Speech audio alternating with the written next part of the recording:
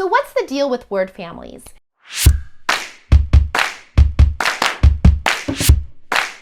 Back when I started teaching, this was par for the course. We taught children about word families so that they could recognize little words inside big words.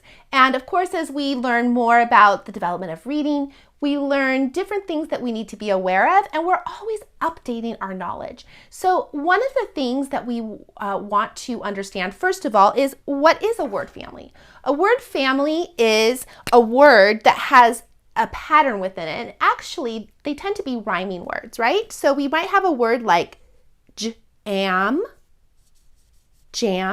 but it also is Sam if I change it to an S. And you will see in my videos, I do a lot of this sound manipulation without focusing on the actual word family concept, because it is important for children to learn to manipulate those sounds. But what we want to be careful with is we want to be careful with teaching them to focus their eye on the second part of the word. What we've discovered is that that can create negative patterns and habits, especially if a child is struggling with dyslexic or even dysgraphic tendencies.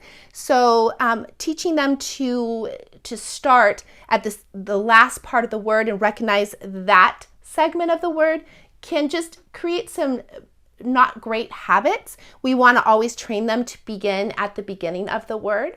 But that being said, it's absolutely okay to help children to recognize patterns within words.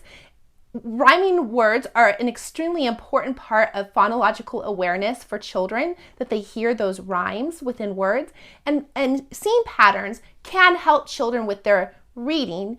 But again, we don't want them to become dependent on that, because that can, again, create some negative habits. We want them to be starting at the beginning of the word, not looking towards the second part of the word, and we want to teach them right off the bat those great habits. So that's the deal with word families, and I'll teach to your child's super learning powers one child at a time.